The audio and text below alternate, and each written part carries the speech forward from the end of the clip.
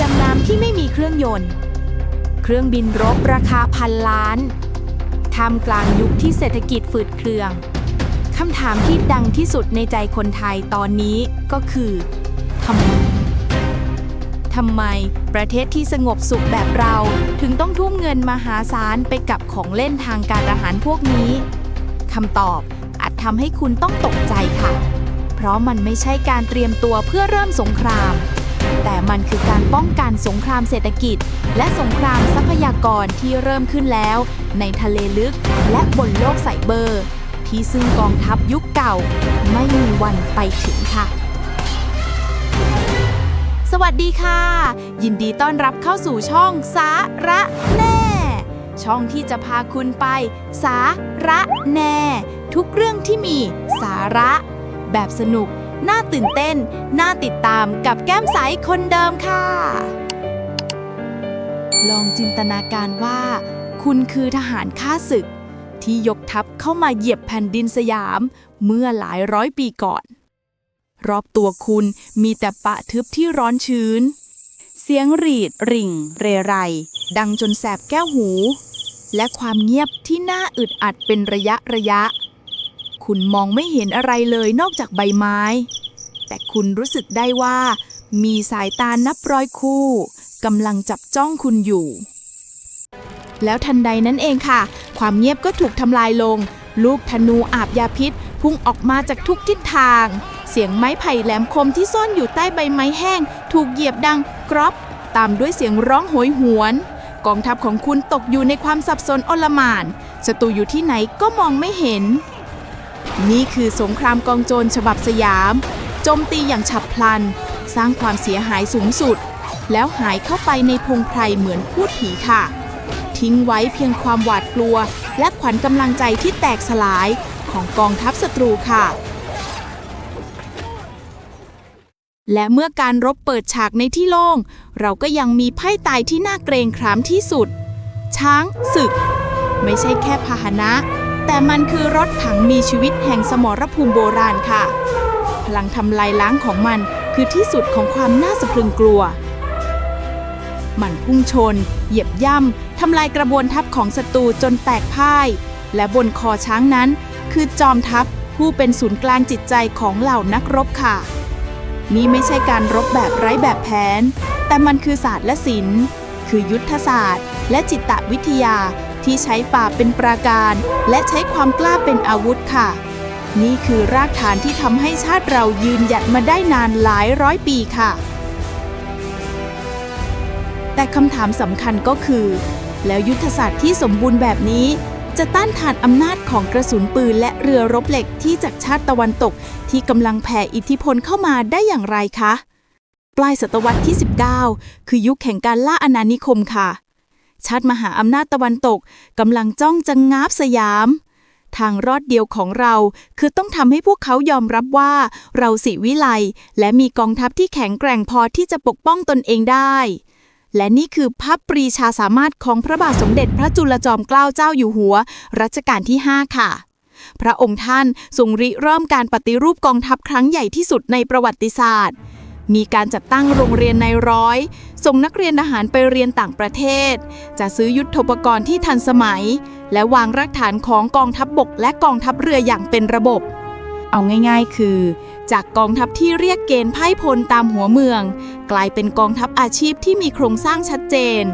นี่คือการตัดสินใจที่เปลี่ยนโฉมหน้าประวัติศาสตร์และทำให้สยามรอดพ้นจากการเป็นเมืองขึ้นได้อย่างบุดหวิดค่ะ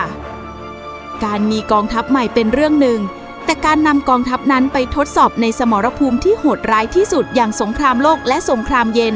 มันเป็นอีกเรื่องเลยค่ะและบททดสอบนี้เองที่จะหล่อหลอมให้กองทัพไทยเป็นกำลังสำคัญของภูมิภาคต่อไปกองทัพไทยผ่านสมรภูมิระดับโลกมาแล้วนะคะตั้งแต่การส่งทหารไปร่วมรบในสงครามโลกครั้งที่1ที่ยุโรปจนถึงการส่งกองกำลังเสือดำไปรบในสงครามเวียดนามแต่จุดเปลี่ยนที่แท้จริงคือยุคสงครามเย็นค่ะการต่อสู้กับลัทธิคอมมิวนิสต์ทำให้ไทยกลายเป็นพันธมิตรคนสำคัญของสหรัฐอเมริกาเทคโนโลยีอาวุธและหลักการรบสมัยใหม่จากอเมริกาหลั่งไหลเข้ามาพัฒนากองทัพไทยอย่างก้าวกระโดดค่ะแน่นอนค่ะ หลายฝ่ายอาจกังวลว่างบประมาณที่สูงขนาดนี้คุ้มค่าจริงหรือไม่แต่หากพิจารณาถึงภัยคุกคามในยุคนั้นและความมีเสถียรภาพของประเทศที่เป็นหัวใจสำคัญของการพัฒนาเศรษฐกิจนักวิเคราะห์หลายคนมองว่านี่คือการลงทุนเพื่อซื้อเวลาและสร้างความมั่นคงให้ชาติสามารถเติบโตมาได้จนถึงทุกวันนี้ค่ะสงครามบนภาคดินมันโหดร้ายก็จริงค่ะแต่สมรภูมิแห่งอนาคตกำลังจะย้ายไปอยู่บนท้องฟ้าและใต้ทะเลลึกค่ะและนี่คือจุดที่กองทัพไทยต้องก้าวกระโดดอีกครั้งเพื่อปกป้องอธิปไตยที่มองไม่เห็นด้วยตาเปล่าค่ะลองจินตนาการถึงเสียงเครื่องยนต์ไอพ่นที่ดังกระหึ่มสิคะกองทัพอากาศไทยพัฒนาจากการใช้เครื่องบินใบพัดสู่การมีเครื่องบินขับไล่สมรรถนะสูงอย่าง F-16 และกริปเฟนที่ทำหน้าที่เหมือนผู้พิทักษ์บนท้องฟ้าปกป้องน่านฟ้าของเราตลอด 24 ชั่วโมงส่วนในทะเลกองทัพเรือก็เติบโตอย่างไม่หยุดยั้งจากเรือปืนชายฝั่งสู่การมีเรือบรรทุกเฮลิคอปเตอร์อย่างเรือหลวงจักรีนฤเบศรทำหน้าที่ดูแลผลประโยชน์ของชาติในทะเลมูลค่ามหาศาลทั้งการประมงแหล่งก๊าซธรรมชาติและเส้นทางการค้าที่สำคัญและแน่นอนประเด็นที่ทุกคนถกเถียงกันอย่างเผ็ดร้อนที่สุดตอนนี้คือเรือดำน้ำค่ะคำถามที่ว่าไทยจำเป็นต้องมีเรือดำน้ำหรือไม่เป็นคำถามที่สำคัญมากค่ะนักวิเคราะห์ด้านความมั่นคงให้เหตุผลว่าเรือดำน้ำไม่ใช่แค่อาวุธโจมตีแต่มันคืออำนาจในการป้องปรามที่ทรงพลังที่สุดใต้น้ำแค่การมีอยู่ของมันก็สามารถเปลี่ยนสมการรบในอ่าวไทยได้ทั้งหมดทำให้ฝ่ายตรงข้ามต้องคิดใหม่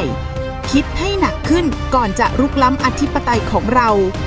แต่แก้มใสก็เข้าใจถึงความกังวลเรื่องงบประมาณและความโปร่งใสนะคะสำหรับเรื่องนี้คุณคิดว่าเป็นการตัดสินใจที่ถูกต้องหรือไม่การมีเรือดำน้ำคุ้มค่ากับความมั่นคงที่เราจะได้รับหรือเปล่าคอมเมนต์บอกมุมมองของคุณหน่อยค่ะที่ผ่านมาทั้งหมดคือการรบบนดินในน้ำและในอากาศแต่สมรภูมิที่สำคัญที่สุดในศตวรรษที่ 21 อยู่เหนือกว่านั้นทั้งหมดค่ะขอให้รู้จักกับ TEOS 2 ดวงตาของชาติไทยบนอวกาศนี่คือดาวเทียมสำรวจโลกฝีมือคนไทยที่เป็นจุดสุดยอดของวิวัฒนาการทางการทหารและการป้องกันประเทศของเราค่ะลืมภาพทหารที่ต้องเดินเท้าลาดตระเวนเป็นเดือนไปได้เลยค่ะตอนนี้เราสามารถตรวจสอบแนวชายแดนติดตามเรือประมงผิดกฎหมายวางแผนรับมือภัยพิบัติอย่างน้ำท่วมหรือไฟป่าหรือแม้กระทั่งสำรวจทรัพยากรของชาติได้จากห้องควบคุมเพียงห้องเดียวเห็นภาพไหมคะจากการใช้หูฟังเสียงข้าศึกในป่าสู่การใช้ตามองลงมาจากอวกาศเป้าหมายยังคงเดิมนั้นคือการปกป้องคนไทยและแผ่นดินไทยค่ะแต่วิธีการมันได้เปลี่ยนไปอย่างสิ้นเชิงนี่แหละค่ะคือวิวัฒนาการจากป่าสู่ดาวเทียมอย่างแท้จริงค่ะเรื่องราวทั้งหมดนี้สอนให้เรารู้ว่าหัวใจของการป้องกันชาติไทยไม่ได้อยู่ที่มีอาวุธเยอะที่สุดหรือกองทัพที่ใหญ่ที่สุดแต่อยู่ที่ความสามารถในการปรับตัวค่ะเราปรับตัวจากการรบในป่าสู่การรบแบบตะวันตกเราเรียนรู้จากสงครามโลกและเรากำลังก้าวสู่สงครามแห่งอนาคตที่ใช้ข้อมูล AI และเทคโนโลยีอวกาศเป็นอาวุธ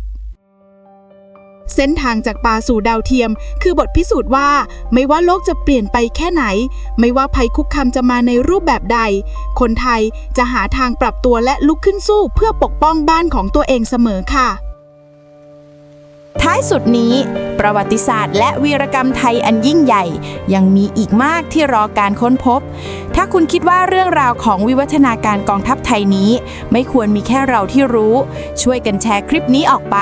ให้คนไทยได้รู้และภาคภูมิใจไปด้วยกันนะคะและอย่าลืมคอมเมนต์ถกประเด็นเรื่องเรือดำน้ำกันต่อนะคะแก้มใสอยากอ่านทุกความเห็นเลยอย่ารอช้ากดแชร์ให้เพื่อนๆได้รู้กดติดตามแก้มใสกับช่องสารแน่ไว้เลยนะคะแล้วเลือกชมเรื่องราวสุดเข้มข้นที่ขึ้นโชว์บนหน้าจอตอนนี้ได้เลยค่ะมาร่วมภาคภูมิใจในชาติไทยไปด้วยกันนะคะสำหรับวันนี้แก้มใสขอลาไปก่อนแล้วพบกันใหม่ในคลิปต่อไปนะคะสวัสดีค่ะ